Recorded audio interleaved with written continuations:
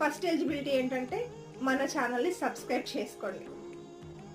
Give అవేలో participate చేయాలనుకున్న వాళ్ళు మన ఛానల్ని సబ్స్క్రైబ్ చేసుకోండి, వీడియోస్ని లైక్ చేయండి, కమెంట్ చేయండి.